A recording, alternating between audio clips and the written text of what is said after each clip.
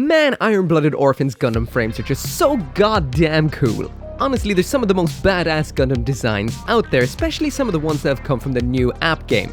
And it's when I see these particular designs that I'm always like, I really wish Bandai would make real grade Iron-Blooded Orphan suits. It would work so well. It would be really cool to see all of those in real grade glory, but reality check, that is never gonna happen. So sometimes some other companies step in where Bandai doesn't go. Today we're going to be taking a look at this right here. This is a kit by SNAA, and this is the BE Thunder Incise Grace. So this is a round table knight, apparently. Absolutely everything I'm seeing on the box right here is telling me that this is a Gundam, specifically Gundam Asmoday, and other aspects like that logo and this inner frame are telling me it's kind of like a real grade, but of course, this is not. But as to what it is, we're about to find out. Gundam is coming to Naraka Blade Point. Naraka Blade Point is a martial arts themed battle royale on PC, Xbox and PlayStation. And best of all, it's free to play. And if that wasn't awesome enough, Naraka Blade Point is teaming up with Kunio Okara, the father of Gundam, to bring mecha destruction to the battle royale. Become the Mecha. The heroes of Naraka Blade Point don't know what's about to hit them. Turn the tides of war by transforming into a mecha, adorned in that unmistakable color combination of white, blue, and red. Experience stunning transformation effects as you become the Gundam, the lightsaber. Mecha won't be the only technological marvel shaking up the martial arts world. Stand toe-to-toe against the Mecha by unleashing the raw power of a beam blade in the form of the lightsaber. What sword, katana, nunchaku, or staff can hope to compare to an unstoppable, burning beam blade? I choose the form of Gundam. Now Gundam is coming to the world of Naraka Blade Point in the form of a brand new mecha in which the design was supervised by the original master, Kunio Okara. The original designer of the first ever Gundam, the icon and unmistakable Gundam RX-78-2. Imagine blasting across an old-school sword-wielding warrior battlefield of old, wielding the futuristic power of the anime robot that changed it all, the Gundam. This brand new skin, supervised by Kunio Okara, blends the classic Gundam look with the awesome aesthetic of Naraka Blade Point to bring you a mecha like never before. So click that link in the description to try out Naraka Blade Point for free. So now jumping into the build, and this is going to be incredibly interesting because this right here is a 1/44th scale kit with a full inner frame, kind of like a real grade or like a mini master grade, and it's by a different company, being the Chinese company SNAA. They have a great rep for kits, by the way. And I've honestly been putting it off to try something by them. I think I might have before. Is the Hunt and Kill by them? That was pretty cool. If you want to see a review of that, you can check that out. But anyway, in here we've got what seems to be 13 runners of sprues or plastic. It's quite a small sized box really, but these are, well, they're not the kind of size you'd see from Bandai. They're their own size of runner. And we do have what looks like some maybe water slides and a couple of stickers for some elements like the eyes, but this is interesting looking. I've already built a little bit of it just to kind of get a feel for what we're doing, and so far so good. These feel very ABS-y now. I'm not sure what kind of plastic this manufacturer uses to make its kits, but it's nice, it's rubbery, it's strong. I'm not a, huge fan of ABS and everything. Again, I'm not sure if it is ABS, but it has that kind of soft to the touch, almost springy rubberiness to it like ABS does, which usually means it's rough and tough. But yeah, let's get some more of a build. So when it does come to the manual in here, it says to build the inner frame first, which is always a nice little bit of fun, and then you armor it up afterwards and build the weapon. So I like to start with the legs, so let's get a leg built. So I will mention I do have one leg built already, and actually cutting these out is super simple. I've just been going with the 2-snip for the whole part so far. The plastic is soft enough to the cut, and this is very smartly designed. I'll speak about that a little bit more once I've actually put some of it together. Cleanup is a breeze. When you nip it, it doesn't really mark too much at all.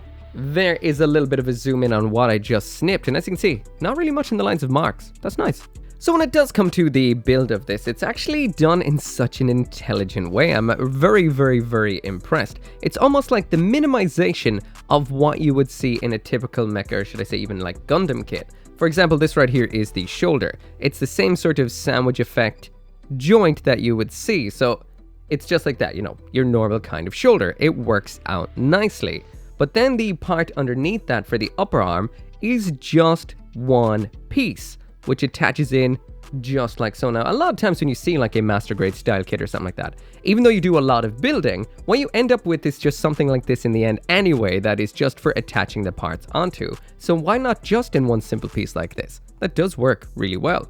This is the leg, by the way. Did I say arm by accident? But anyway, when you just continue on with it, then you've got your kind of typical knee design here, which, you know, kind of builds on just like this. You've got this little bit of a joint that moves down, which would be kind of like an extra moving aspect, which is also a little bit more detailed than the basic. And then you sandwich that part on like so. So there you've got your upper leg and your knee. And that's just been done with 7 parts, but it's still what you'd usually get in the end with something like a Master Grade Gundam. Well, a classic one anyway. So that's pretty cool. Then when you move down to the lower leg, again, very traditional, but done with a little bit of extra detail. So we've got the side of the leg, which just looks like that with its calf, nicely detailed in with some decent greebles there again for the inner section. And then this part just sandwiches on over it like so. So there you can see the leg coming together. It's very nicely detailed, but with minimal parts, which of course makes it a lot easier to actually build in a smaller scale robot. Impressive. Next up then is this right here, the foot. This again builds up quite simply, but at the same time it's got a bit of complexity to it, which gives you a lot of range of motion. This is smart use of limited parts without a doubt. This has been designed incredibly nicely. It's somewhat familiar, but at the same time completely unique. Moving down now to the waist unit, and still very impressive. Again, it's like what you'd see in a larger scale Gundam kit minimized. We've got that kind of sliding hip section in there, but with kind of less parts to it, but still seems effective. There is the other side as well. Sandwich those two together with a little joint up top, which I'm assuming may be for the ab crunch. Again, look at that. That's a nice, tight design. Again, a lot of things here feel familiar to, you know, your general building up of a Gundam kit. We've got this little section that pops on top of the waist. You've seen multiple times, I'm sure, in a Master Grade. We've got these little parts then, which I assume attach on for some side skirting armors, which kind of terrify me because they're just so tiny and small. And there we go, the waist unit complete again. Quite simple, but at the same time, nicely detailed. So next up in here is the torso. So there are some very tiny parts, these ones right here. I didn't film putting these together just because usually when I'm filming things, I can, well, really screw up what I'm doing. So I actually didn't film putting those together, but those make up the parts of the arms. Then we sandwich on some parts, throw on the neck like so, and that's pretty much got us as far as where I am right now, where I'm putting together a little bit of a torso section. Again, all of these parts seem to be just the simple aspects that will give this its articulation. But again, these do feel quite nicely designed, and you can kind of see the little bit of, well, all the moving parts inside of that. Pretty cool. All right, so up to the shoulder now, and pretty much this is exactly the same as the leg. So this is the joint that will lead the arm into the shoulder. Actually, I meant this is the whole arm I'm doing, not just the shoulder, but this part is definitely the shoulder. So it just pops together just like that. Then, again, in kind of like minimized Master Grade style, the upper arm section is just all one piece. It's like someone just took a look at a Master Grade and went, well, why have so many parts when it's just all going to be covered up? This has been so intelligently minimized to the basic elements, and saying basic is actually a bad word because there's nothing actually basic about this. There we go, builds up like that. Then you throw a hand on the end, realign it, and there you go. You've got the full inner frame of an arm in such a minimal amount of parts. Again, hyper impressed. So there we go with all the limbs and stuff. So this right here, the head does not have an inner frame per se, even though that bit kind of looks inner framey, but it doesn't say, but it says build the frame now. I'll do what it says. But again, that is such a Gundam frame looking head right there. Those two parts, undeniable. All right, so grabbing together our elements, we've got the legs, right and left, the waist unit, the main body, and 2 arms, and that really didn't take a whole lot of building whatsoever. Actually, this was a pace I can really get behind. Sometimes you'll be building and, you know, you wish it was moving ahead a little bit quicker, that you're building up parts a little bit faster. Maybe that's just me, but this just feels like it's the right pace. You're getting a lot of payoff for not a lot of building, which, you know, is the opposite to a lot of kits I've been building lately, especially with older kits, I should say. When you're building a lot, and you seem to be building so much but not really getting much actually built. This is impressive. Again, I know it is 1/44th scale, which definitely speeds up the whole process, but wow, there we go. There's the frame so far. That's kind of cool. So there we go, we're partially through the build, I'd say maybe a quarter, maybe a third of the way, and we've got the full inner frame. This is nice, definitely. The parts, I'm not sure if they're going to show through or not in the sides of the legs. Some parts in the waist here are nicely detailed. The rest of it, of course, is just kind of the various parts you're going to be attaching parts onto, like these little notches up here, the chest section here with the hole still there, but overall still very, very cool. This has been interestingly designed, and it's been like nothing I've ever built before at all. I feel like it's somewhere between the frame of something like a master grade and that old frame from the frame arms kits that didn't really work out, but this does work out. So next up, this right here is the head. Now, this is where things are starting to get a little bit on the hairy side. So just moving back in time a little bit, this is fairly simple enough for the most part. You've got your like side section, your neck joint, and then we've got some clear pieces inside of it. Now you've got the choice between using the stickers or not using them. These are color separated. I will mention the eyes are color separated too. I went for the stickers because they tend to pop a little bit more, but you can leave them on or off, and you've got the option of yellow stickers too.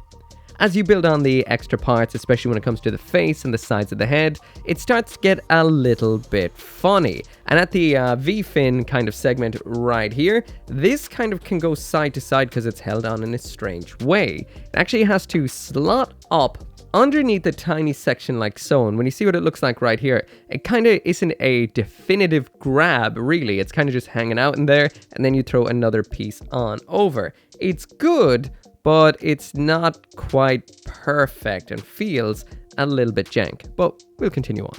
But first, let's throw the head on here just to see what it looks like completed. Whoa, took a little bit, but there we go. That is everything that you can build without, you know, needing to resort to armor and stuff. Of course, the head has armor, but, you know, you can't build any sort of inner frame for it.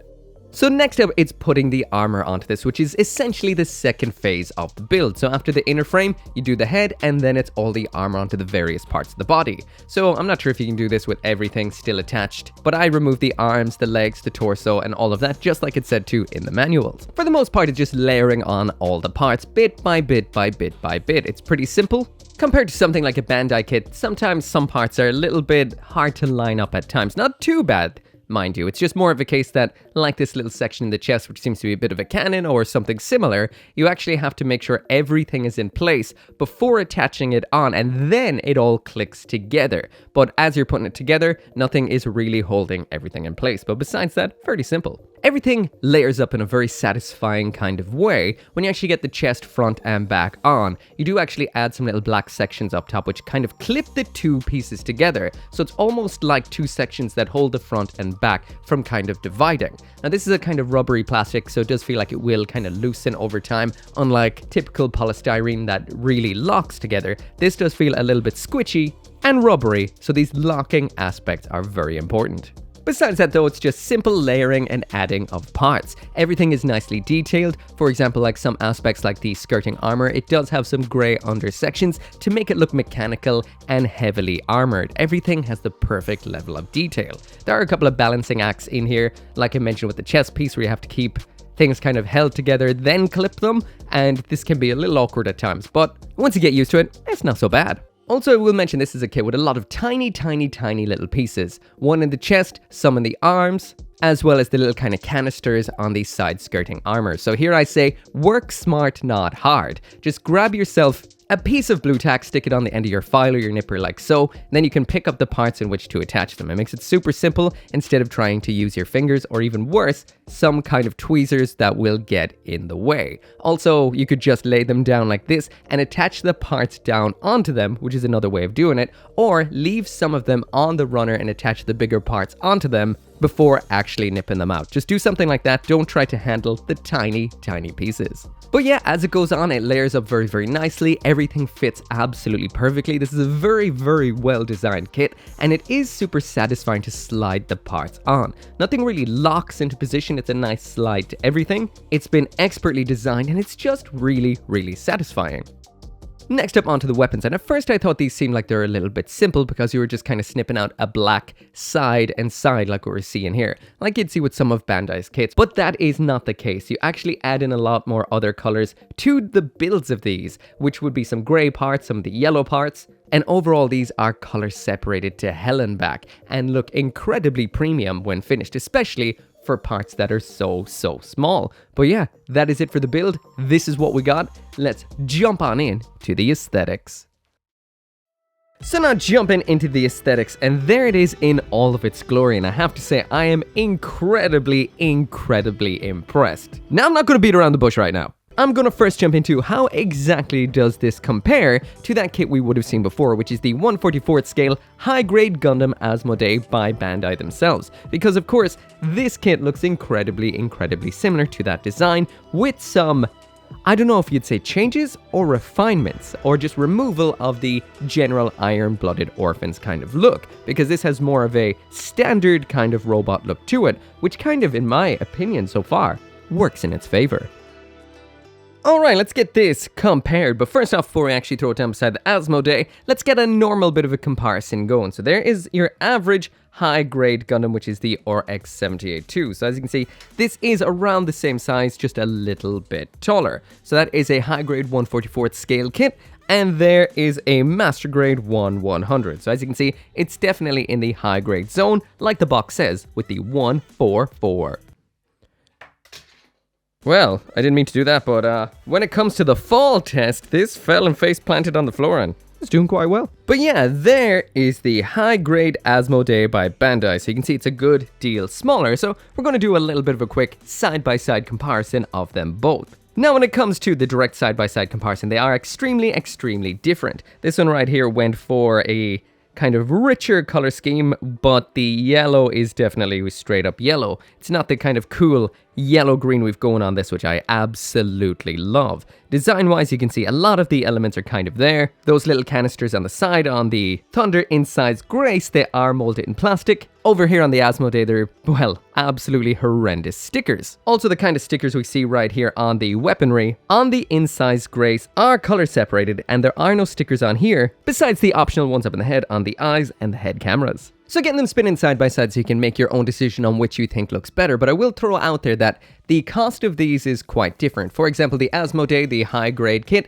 costs about $14 or so retail. That is not including shipping. This kit right here, it cost me $25 if I'm not mistaken. So that does mean it is almost double the price. Again, these Chinese kits do tend to kind of vary in price depending on where or how you can get them, so the price may fluctuate a bit, but I'm judging them based on what I paid right here. And, well, what can I say? There's a lot of similarities, a lot of differences, and they're in essence similar, but very different at the same time. So having a little bit of a half and half between the two, just to kind of see the similarities between them. Again, the Incise on the left, the Asmoday on the right, so you can see, even though the details are in yellow, they're kind of similar. We don't have the big old flat plate at the back of the head like we have on the Asmoday, but they've made them into more kind of generic Gundam kind of head flares, which is kind of the case here. They've moved everything so it's a little bit more standard robot and kind of missing the iron-blooded orphans flare, but besides that, nicely molded and nicely detailed on the Incise. Moving down now to the torso, and these are really fun to compare and contrast because there's such similar aspects. For example, all the lighter grey armor kind of has a similar blocky feel, but in the Incise we do have the kind of classic Gundam chest vents in it, and we also have something interesting which is kind of like what you'd see on a Seed design, and that is that cannon. I assume it's a cannon in the... This time it's belly, so it's kind of a bit of a naval laser. But yeah, quite a bit of deviation between the two designs when it comes to the torso. Moving on to the arms now, and again, quite the departure. This is pretty cool. What we've got on the Thunder Incise Grace right here actually has some blades on one arm. If you actually take a look at the other arm, that has two blades. So the arms are asymmetrical, which is a nice touch. Besides that, we do have that kind of cannon section, and it's almost like inverted compared to what we would have seen on the Asmoday. Also, the forearm is in a standard color, again standardizing it towards a normal kind of mecha feel. It's quite interesting, even this little bit of yellow detail right here has been kind of adapted into the design of that little piece. Of course, it's color separated on this, which is much nicer. This, it's just a sticker. To the crotch armor now, and as you can see, it's similar, very similar yet again, except standardized when it comes to a kind of generic post-Gundam mecha look. The biggest similarity between the two is the side skirtings, which have those kind of grenade kind of sections. At least I assume there's some kind of grenades. Again, color separated on the Thunder Incise Grace, a sticker on the Asmoday.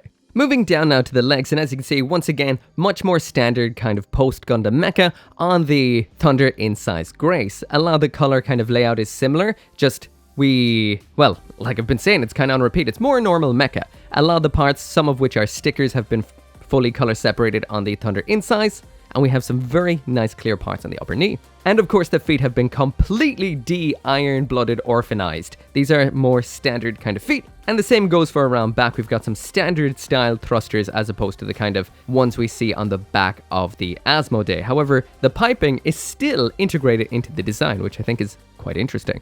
And finally, there is an actual side-by-side rear view of them both. The backpack is absolutely completely different. This one has a bit of an arm. This little kind of design here has been created in a completely clear part right here, but otherwise it's absolutely and utterly different. Now, this is a floppy mess covered in stickers. This is not yet a floppy mess, but you guys have told me on Twitter that it can degrade over time and get floppy, so I guess we'll see what happens by the end of the review. But anyway, that is enough about comparing it to something else. Let's take a look at it based on its own virtues as a mecha. Overall, this has some great design. I did not panel line it because I didn't want to mess around with it too much. Feels soft. I'm not sure how the plastic will take panel lining, but the detailing on there is incredible. Everything you see on this is color separated. The details are incredible, and this is just such a nice looking kit. It's got a kind of semi, if not fully glossness to all of the plastic, because it is that kind of rubbery ABS feeling kind of plastic all round. So this may or may not be to your own taste, and the clear parts are quite nice. It would have been nice to back up some of them with maybe some kind of chrome to make them pop a little bit better, but overall, very, very nice molding, and it's a crispy, beautiful looking, I almost said Gundam because that is what it looks like. It's funny, the more I look at it, the more parallels I see. Like in the arm right there, we've got those two pipes. Quite literally are in the forearm of every iron-blooded orphan kit, those two pipes. So when it comes to the color separation on this, it is incredible. We've got multiple colors. That is the nice lavenderish color that is predominantly over the vast majority of the unit. We've got a nice light gray that complements that perfectly, and then contrasting against that is that absolutely beautiful yellow. As well as that, then we've got the inner frame color in that standard kind of mecha gray, and we've got some dark parts as well in an almost black plastic. On top of that, and the final beautiful touch is we do have some nice clear greeny blue, or should I say bluey green, which adds a nice extra element. When it comes to the details on here, everything that you see is a tiny little bit of plastic, like these yellow sections right here, this ring of yellow, all of that is color separated actual parts. There is no stickers in here whatsoever. Again, the only ones I used were up on the head, but it is color separated into green underneath that, and clear green. It just doesn't pop as much for video and just in general. The little cuts in the armor you can see into... Wait a minute. There isn't meant to be cuts in the armor. I forgot to put on two pieces right here. Anyway, everything looking great, including those nice green sections. And when it comes to the kind of bad elements, you know, on kits like the nub marks and the mold lines and the seam lines, for the most part, there is not much nubbing. A lot of the cuts are on surface areas, but when it is all said and done, they don't mark that bad. And although there are some here and there, again, I didn't clean up anything, I just double nipped everything. Overall, you're not going to be really seeing a whole lot. Now, the only thing I'll say is seam line wise, or not even seam line wise, there's a lot of cases of splitting on this. I find as you're moving it around, some parts do start to split a little. That's the one I'm noticing the most so far. But I guess we'll see what happens with parts like that. As far as I can tell, though, that is down to the fact that this is a kind of rubbery, kind of springy, ABS-y kind of plastic. Overall, though, an absolutely incredible looking kit so far. So we've seen the robot, we might as well check out what it comes with. Jumping into the accessories now, and here's absolutely everything that comes with the Thunder Incise Grace. So what we get in here is a rifle, a bazooka, a small little compact shield, as well as a grand total of 8 hands. When it comes to the hands, like I mentioned, we've got 4 pairs, that's 8 in total. These attach on via a ball joint in the usual kind of mecha kit kind of way. We've got widespread open hands, we've got some peace hands, which are at a nice peace sign, flash, and angle, fists, which have a bit of a weird hollow section at the back of the thumb, and some holding hands. So now the first thing I thought when I saw these hands right here is these look like a suspicious size. So grabbing this other model kit right here, which of course is the high grade aerial rebuild, let's just, oh, I thought this was an easy pull out weapon. I'm gonna actually take this one away and get something with an easy pull out weapon. Actually, turns out with all the kits I have here, I've got nothing with a simple old easy to insert weapon. So I'm just gonna go with the Rising Freedom Ride here. I'm going to steal its weapon just like so, just to test out the grip on this kit, as if, you know, wondering, is this compatible with high-grade gunpla? And the answer is abso-fucking-lutely. This is absolutely ridiculous, and I love this. It fits like a glove, so all gunpla have standardized hands, which the weapons can be planted from one hand to another. They can all hold each other's weapons. They all have the same size grip. So does this. I just popped in the Rising Freedom's weapon and it fits perfectly. Nothing gets in the way and it just looks at home in this kit's hand. I really like what you've done here, SNAA. This opens up a whole different level of, well, using accessories with this thing. So this actually goes so far that I actually spent the last, 2 minutes trying to put the wrong back onto the wrong hand. The back of this kit's hand onto the Rising Freedom's hand because they are so similar. Now the answer, well, what that makes me wonder is like, how deep does the rabbit hole go? So, of course, if one weapon fits into one hand, you know, logic predicts that it will work the other way. So I'm not going to do it fully, but as you can see, the Thunder Incise Grace's weapons do fit into the hands of gunpla. But what more can we do? Now, we know that all gunpla now has the same backpack adapter, which is the 2-hole thing. I assume if the Thunder Incise had that, I would have actually noticed while building it, but I could have been on a completely different planet altogether. So let's try and whip this backpack off without breaking anything. Oh no, wait, that's not it. What? No, its backpack hole is almost somewhat like a striker pack hole from a master grade, so it's not compatible with gunpla. Where you attach on the shield is a 3mm hole, so I assume that will be to some degree. About the limbs, these are quite hard to get off. They point, is that the way that it works with these guys? I know gunpla can be quite different from kit to kit when it comes to stuff like this, and right here it's the complete opposite. So some kits are like this, some kits are not, so the weapons might be, but that's the only thing that's kind of straightforward. But I digress, back to the Thunder Incise Grace. So when it comes to weapons, first off, we do have some onboard weapons here. That is the weapon systems attached to the back of the arms. Now these look like a cross between a long range or medium range weapon as well as a close combat weapon. On the right arm we've got a big long blade, on the left arm we've got 2 shorter blades, and these blades do have a bit of a sliding mechanism. It's a little stiff, but oh yeah, rubbery parts. So I'm going to try and take advantage of the fact that the arm fell off, but I guess you've got a bit of an elbow blade right here, but this is it in its stored position, so this can actually slide. Of course, be careful with this because it is extremely rubbery and kind of like has a lot of friction at first and then just shoots forward. So beware it falling off your kit and your eyeballs. So there it is in the front position, ready to slash. Over on the other side now, and this is very similar. The cannon, I think, is exactly the same, just the bladed section is 2 instead of 1. This one's a little looser now and isn't kind of shooting off on me. It kind of slides a little bit more fluidly,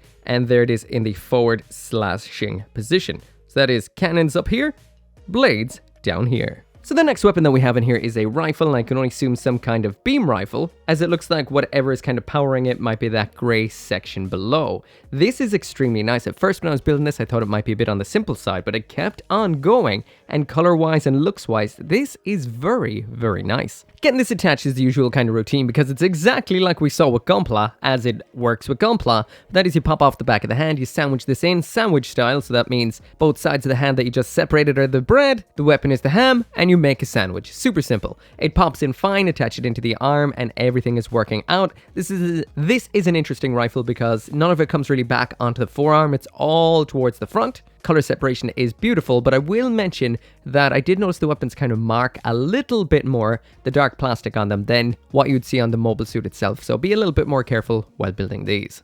So next up in here, it seems like we're bringing the heavy weapons. Now this seems to be some kind of bazooka. One interesting aspect about this is we do have 3 little clear pieces right here. That's one piece, but it adds a nice little kind of transparent element to it. Besides that, it's got all the kind of stuff we saw with the other rifle. Nice color separation, and this time we do have this little bit of a folding handle for storage. So when it comes to equipping this cannon, it clips round back on this little handy dandy arm right here. Now, this is articulated, but I was taking a look at the instructions like you can see here, and it seems to be up over the shoulder, ready to fire off a blast. But when I was actually trying to do this with the actual kit itself, this can go all sorts of different directions, but nothing seems to actually flip it around. It's almost like it's just missing a little peg to kind of twist round, so you can actually get to swing up and over.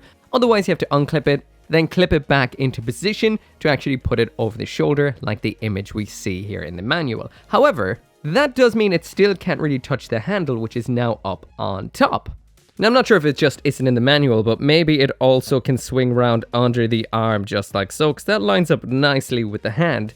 Kind of just like a quick weapon that just shoots in onto the arm, ready to fire one off. Of course, we do have a handle as well, so you can probably just pop it off and use it like a standard over-the-shoulder missile launcher as well. The last piece of equipment we have in here is the shield. Now, it's simple enough for the most part, but the color separation is nice. I'll mention that little V section in there can fall out quite easily. I recommend cementing that in. And the attachment point is just a simple little attachment point. This doesn't move on the actual unit itself, just stays put like so. So getting this attached on is just a simple peg into a hole, just like that right there, and it seems to hold on pretty well. Unlike the yellow piece from it, which is already gone missing on me. It's right here, it just fell out. So yeah, once again, I recommend cementing that little piece in there so it doesn't go AWOL. But yeah, besides that, that is exactly what the shield looks like attached on. It can kind of pivot on the point, but just kind of like the rubbery plastic is, if you move it around a lot, it will kind of just pop itself out. But overall, looking pretty cool, and it kind of lines up with that weaponry right there on the arm in a very nice looking way. So finally now onto the articulation. When it comes to the strength of this, I've heard it does loosen up over time. I'm kind of feeling it a little bit in this arm. There really is nothing, there's no traction at all now. It doesn't fall out of poses. Maybe it would if you wiggled it, but it's definitely getting a bit loose feeling. Besides that though, everything else is holding up well. I've had some parts drop off. Nothing too bad. The front skirtings can pop when you raise the legs too much, and these little grenades like to go, well, falling off every now and then. But yeah, let's test out the standard pose, and so far it feels good. Let's see what it can do. So getting into the usual pose, and this absolutely dominates it and does an incredible job of pulling it off. This can definitely do a whole lot more than what you're seeing right here, because this isn't even engaging the full ab crunch that it has, but everything feels quite fluid. There was a couple of little mishaps while getting into the pose. Like I mentioned before, the skirting armor can pop off because the hip is very giving when it comes to moving the leg upwards. I'll mention that in a second now, but otherwise everything works out well. Nice pivot at the ankles, nice shoulder movement to the front, nice bends at the knees, the elbow, the ankles.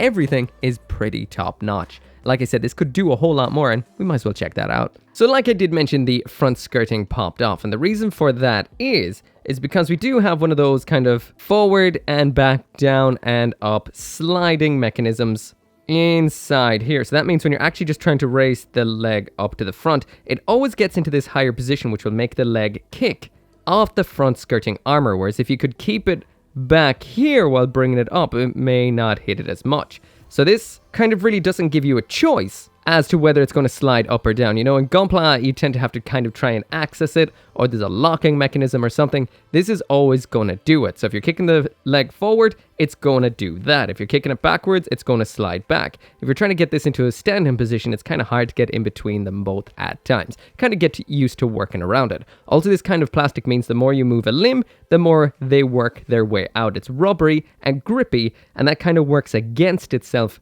pretty much everywhere, making things kind of squeeze their way out as you move them. But besides that, everything does work out incredibly well. First off, we've got this great joint in the abs section here, or should I say below it. There is a little bit of articulation in the upper abs section, moving it forward and back just like that. But the joint we have in here almost kind of lifts out entirely just like so. So what that actually does is allow you to move this super far back just like that and incredibly forward for some over-the-top dramatic poses. So sure, it may look a little bit funny from behind, but when you're getting a picture or taking a video, it does look incredible. The limbs pretty much have everything that you want. We've got full rotation up here. The arm moves independently to the shoulder armor. We've got this double joint bend at the elbow, and the wrist is your standard wrist joint.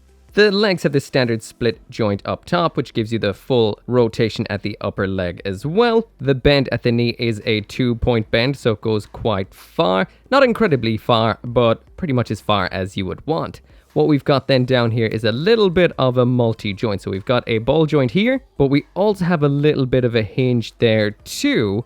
And the front of the foot and the back of the foot, these are kind of independent, like you would see on a Witch from Mercury kit. So you can move that like that, like this, and the toe can also point down ever so slightly and up a whole lot. On the ground then, when it comes to the functional movement, there it is all the way to the front without the toe moving off the ground. There it is then all the way back again without the foot coming off the ground. And as for the side to side pivot, it seems like it can move all the way to there. Incredible. As for the other joints, the shoulder can move towards the front, nothing towards the back sadly, but towards the front it is quite nice. And the neck is okay, it's a little bit limited. I find sometimes I'm trying to get a bit of an angle and it won't go the way I want it to because of the kind of collar clashing a little bit with the chin, but otherwise not too bad at all. So yeah, that right there is it for the review, and honestly, it's kind of hard for me, I say this all the time, to rank this kit. Now, I'm gonna go with a Gundarium tier if, and what that if is, and it's a big underline, is if it holds up over time. You know, when making these reviews, I'm only spending, a little while with it, a couple of days, so I can't actually see what it's going to be like over time. Now, this is the first 1/44th scale kit that I know of by SNAA, and it is incredible for a first. It is so good. Aesthetically, it's absolutely gorgeous. You can't see all the detail in this video, sadly, because I didn't panel line it up, but it looks incredible. I also didn't attach on any of the included decals. This is them, by the way. I totally forgot to mention them earlier on. There are decals in the box. They're water slides. When it comes to the weapons and equipment, they're all pretty damn cool. Very nicely detailed. It's compatible somewhat with Gunpla with its hands, and everything is oh so nice. Articulation wise, it can pose up an absolute storm. Does feel like it's loosening a little bit, and some people do say that it does actually loosen up. I'm not sure if you can tighten this up yourself with a little bit of glue, top coat, or paint, joint fix and pen, or those little joint stickers. Maybe you can, maybe you can't. But for what it is incredible. Now, it does say it's a Knight of the Round Table. Are they going to make another 11 of these to match the Knights of the Round Table? All I can say is I hope so. Even if they use the same frame, I would get every single one of them, and I recommend giving it a try. Anyway, once again, thank you so much to Naraka Blade Point for sponsoring the video. By the way, there is a kit coming out of that particular Okara design, and that is by the same company that made that Thor. I can't remember what it's called off the top of my head. I know a lot of people have recommended this kit to me. I've never gotten around to actually trying it, but the fact that we're getting a Gundam-esque design from them means I have to try and get my hands on that one. Anyway, thanks to them for sponsoring this video. But yeah, as always, thank you so much to you for watching, and as always, make sure to come back for more Mecha model kit reviews. I can't end this video right here without the usual thanks, saying thank you so much for watching. This video and this channel would not be possible without each and every single one of you, including those of you who support me over on the channel memberships and on Patreon, including Abraxas, Caleb Engelhart, Go Little Rockstar, Joe, or G59061, Shadow Wolf 179, 10 Soldier YT, and Van Fawn.